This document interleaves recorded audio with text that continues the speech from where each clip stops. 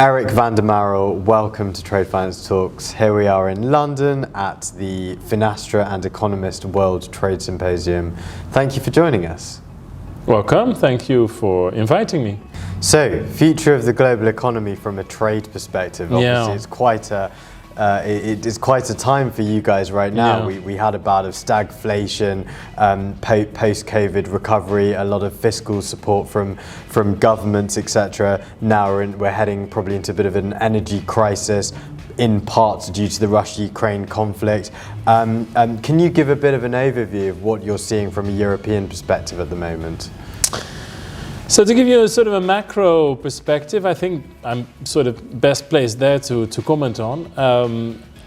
What you see is that sort of traditional types of trade that is very much based on these kind of supply chains, that's becoming more expensive. And so hence the talks about inflation, commodities, food, all these chains will becoming more expensive. But that trickles down to other parts of the economy as well. At the same time, you also see, and that's what we discussed about, you have a new kind of economy, globalization coming up that is much less dependent on supply chains, that is much less dependent on transporting, what we talked about, grain this morning or food, or that might become more expensive following what's happening currently in the world. And so that will be continuing.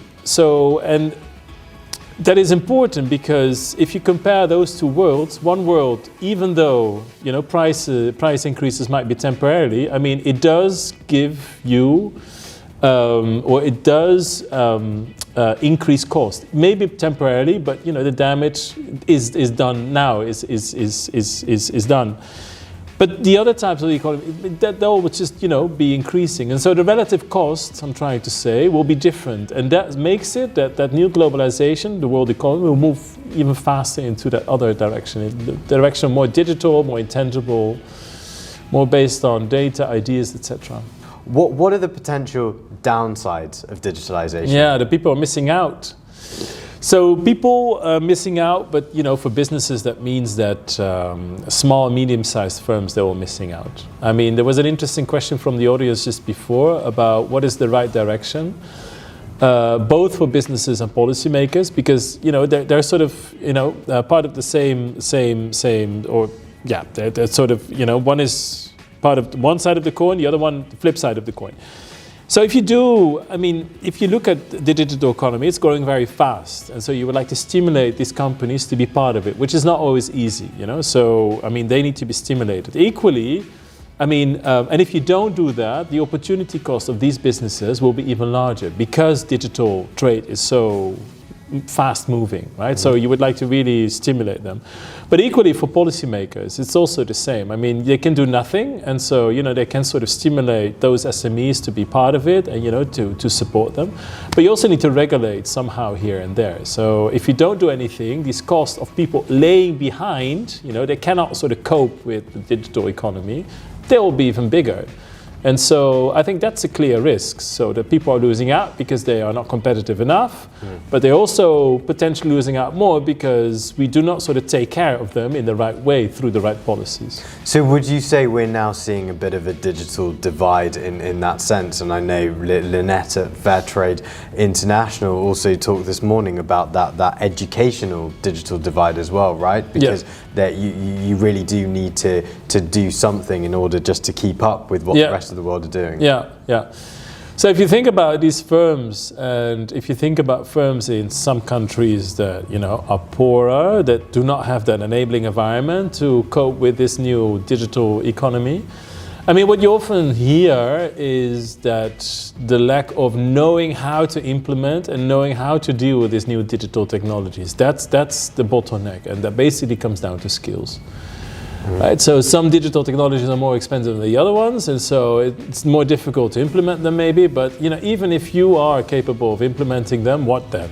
So how do you deal with those? And that's not very straightforward, particularly for those companies that have a threat of laying behind, which are often the small, medium-sized firms. That is on top of compliance costs, because there was a lot about how do we take care of these costs in terms of compliance, the regulatory costs? Sure, but how do we deal with them? That's another thing. And systematically, that's something that you see across all types of countries. So skills is just an important factor. But then, so talking about that regulatory and compliance piece, for banks, obviously it's becoming increasingly difficult to service any company, not just an SME, but a large corporation. Would you say that the impacts of burdening compliance and regulation, which I'm not saying is a bad thing, but would you say that has had a negative impact, particularly on MSMEs? Yeah, that's what we see. At least that's what I see in my own research. So some of the new regulatory policies that are implemented as part of the digital economy, think, regulating data flows, for example, taking care of the privacy of people that are on the net.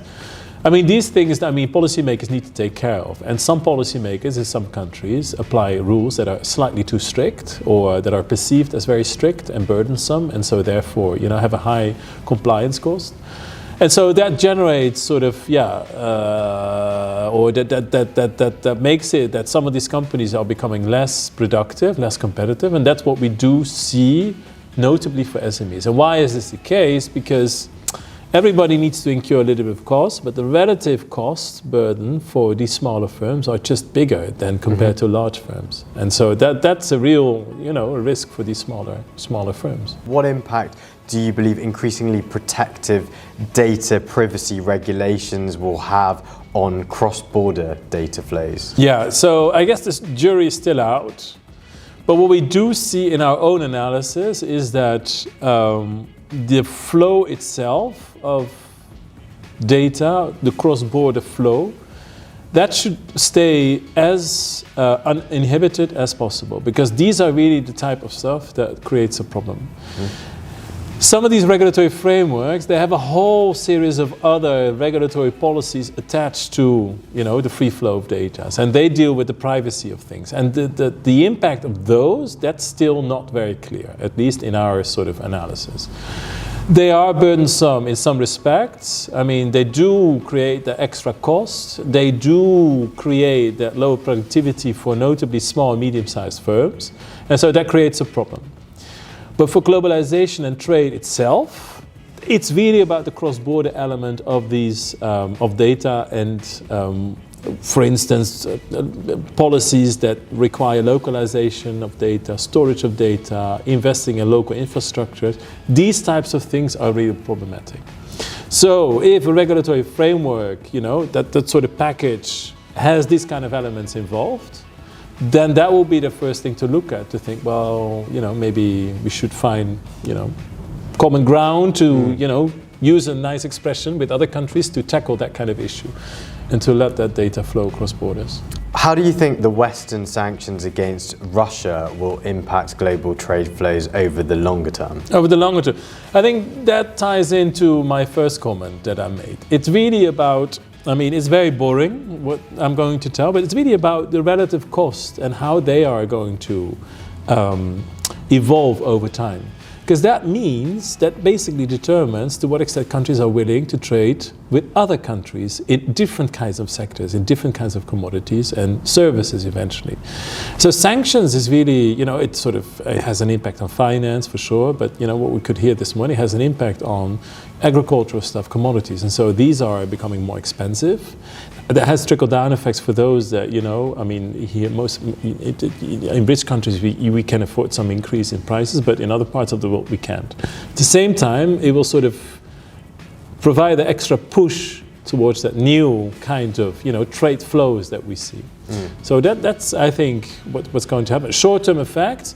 Yeah, okay, some people will lose out, from the sanctions for sure, and some businesses will stop, and they need to find, a way to readapt, that's for sure. Yeah. Erik, thank you very much for joining us on Trade Finance Talks TV. It's been an absolute pleasure having you here in London. Okay. See you next time. See you next time. Thank you.